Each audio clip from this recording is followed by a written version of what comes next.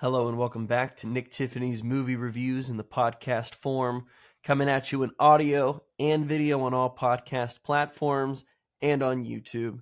Today we were talking about the Teenage Mutant Ninja Turtles and their latest animated film, Mutant Mayhem. Now this film takes place, 6 years after we saw our last live action Turtles produced by Michael Bay. They've gone back to the animated route, and I think it's a smart move because they take a lot of pages out of the Spider-Verse series. And I mean that in the most complimentary way.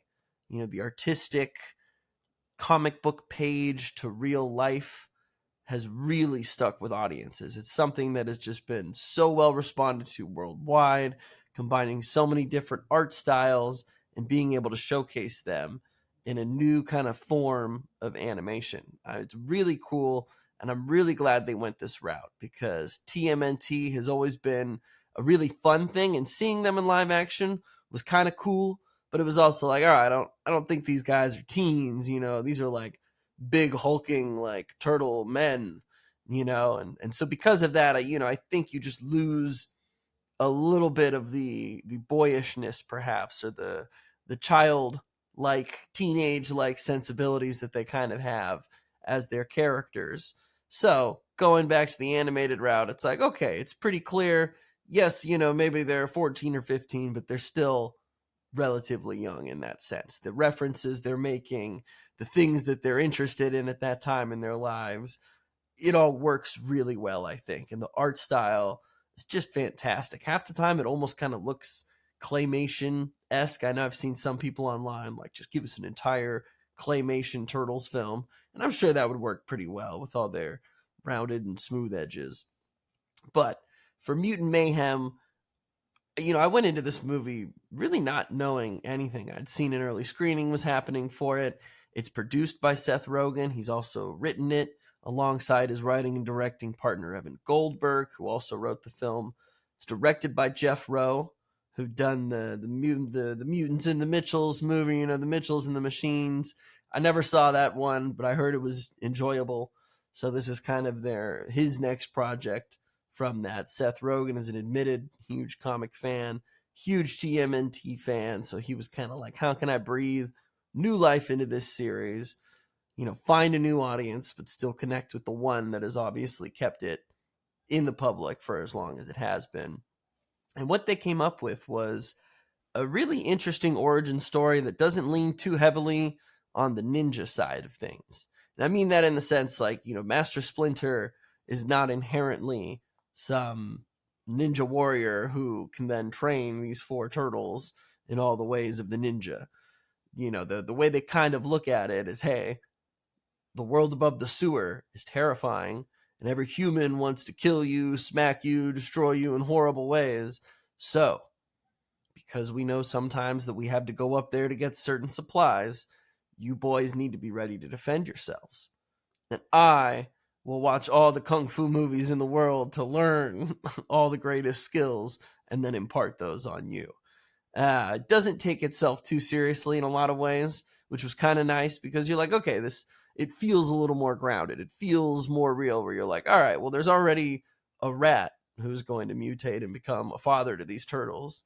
You're obviously stretching your imagination a little bit with this stuff. But it wasn't like, oh, this rat is also just like a super sensei who knows every form of martial arts and has access to all these cool weapons and will teach his children this growing up. So it feels a little more real in the sense that, like, hey, I am your father figure, and I'm just trying to look out for you because I know the world is a horrible, evil place, especially to rats. I think people are a lot worse to rats than turtles. Nobody's gonna fight me on that, I don't think. So, he's taking extra precaution. And because of this, they grow up living their life in the sewer. They're told this is the safest place for us. Nothing bad will happen to you here, but humans will never accept you. There are no good humans. They will hate you. They will try to kill you, and they will try to milk you, which was like, milking was kind of like, I don't know why it was the joke that it was in this movie, but they were real afraid of getting milked by scientists. Chalk it up to some of that Seth Rogen humor, perhaps. But I mean, admittedly, there are a couple big chuckles that come from that, but you're like, okay, well, that's a fear too. You don't want to go to the surface world and get milked. But obviously, these are teenagers. They're angsty. They want to get out of the sewers. They want to be where the people are. They're not so different from the Little Mermaid. And they're willing to venture out, kind of break rules, go around their dad's curfews and whatnot, because, hey, we want to go watch a movie in the park with the humans, or we want to get as close to feeling like what real life could be. Dreaming of going to a high school, having a locker and getting to hang with all the people there. They're like, I'm sure high school is great. Everybody loves high school, right? Especially when you're in high school. But the film's central conflict lies 15 years before the Turtles were created. A mad scientist by the name of Baxter, played briefly by Giancarlo Esposito, is creating certain ooze that's going to mutate insects and animals. He was a human who never really had any family, and so he's trying to curse all the humans of the world, and I'm going to populate it with all these mutants. But he was foiled before it could happen. But, as fate would have it, a little bit of that ooze rolled into the sewers. And so obviously it affected 4 young turtles and a rat. But that's not all it affected. There might have been a fly, a super fly, played by Ice Cube, who also gets a little dose of that ooze. And 15 years later, a villain by the name of Superfly is trying to create an army of mutated animals in order to take over the world. And I won't go much more into detail there, but what this film creates essentially for our characters is a really interesting look at, hey, I just want to be accepted. Obviously, we're 4 teenage turtle hybrid mutants, and no one's ever going to look at us as anything other than monsters.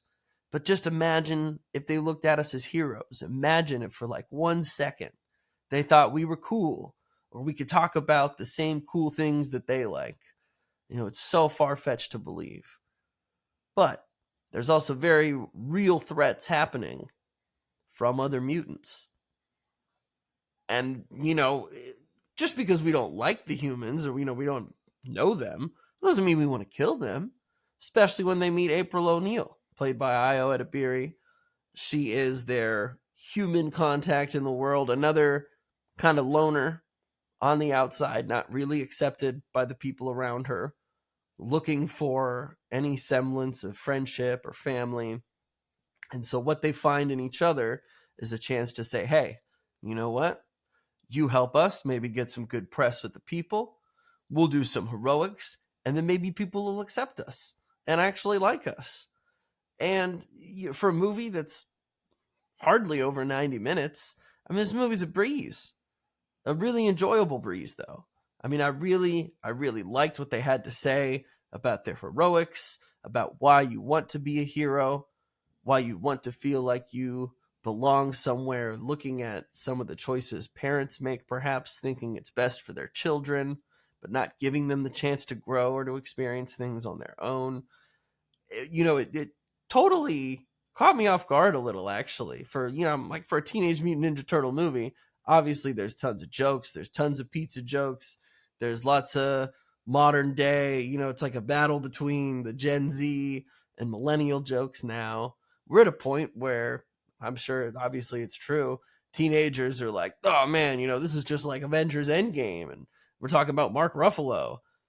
Some of those things, they seemed very like Seth Rogen. Like, I feel like you can hear them all sitting around smoking a joint or something and like, hey, Mark Ruffalo, he improvised that stuff, man. He's really good. It comes through the young characters, and so it's like, all right, I can hear Rogen and Goldberg through the youth. But I know that there are teens out there who are like, man, the best movie I've ever seen is Avengers Endgame, is Avengers Infinity War, and it's like the snake eating its own tail. Because I'm sure I remember when I first started going to critic screenings, and they're like, oh, what are some of your favorite movies, man? And I'm like, The Dark Knight is like one of the best movies of all time. And it is. But they're like, oh, recency bias. They're like, oh, wait until you see the 1970s silent film era Italian flick, Italianissimo. You know, it's age old, because now, of course, I'm like, oh, kids, there's tons better movies that you got to watch first, or you got to watch this, and this. If you like that, you got to go find this. But such is life, and that's how film and media and entertainment lives on and evolves. So I'm digressing here a little bit. I don't know. I really enjoyed this film. I'm really curious to see a second film. You know, it wasn't interested in diving like super deep into the lore, like we're gonna get Shredder right away. We're just gonna give you everything in the first TMNT film. It leaves a little bit to be desired, maybe in that sense of like, okay, now that we've kind of established who they are, trying to find their footing in the real world, trying to become heroes and fight evil, maybe then you kind of go with the Foot Clan and everything else. But this was super enjoyable. It was a packed theater. I went and saw it with kids and adults alike. Had a great time. I laughed a ton. Again, the art style. I really, again, if animation is moving in this direction, I think we're better for it because it's unique. It's new. You know, Disney and Pixar can still do their models and things over there. You can have Leica doing all their claymation and real sculptures and whatnot. I think this comic book art style is fascinating, and I think it's working. I'm glad they chose to go this route.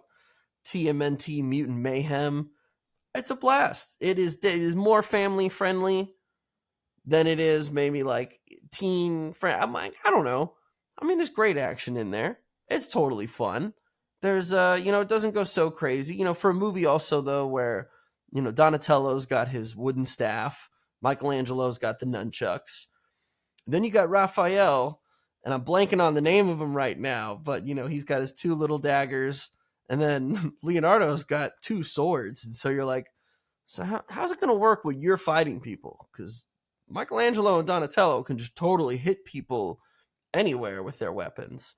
And, Leo and Raph, it's like, okay, I'm going to like hit you with the back of the sword, maybe. Or like, you've kind of got to put them up against comparable enemies in the sense that obviously we're not going to have these guys just like straight up stabbing people, but maybe soon we'll get some like good slashes. I don't know. I think there's a lot of room for them to progress and grow out this film, whether they do more sequels or another animated show, who knows. But Seth Rogen, appreciate you putting the turtles back on the map for people. There's tons of celebrities in this movie who, oddly enough, I mean, they played tons of other mutant background characters, but Rose Byrne, Paul Rudd, I mean, there were all sorts of people. I'm looking at the cast after the movie, and I was like, huh, I never would have known. A couple voices here and there, kind of, you're like, oh yeah, I know that voice.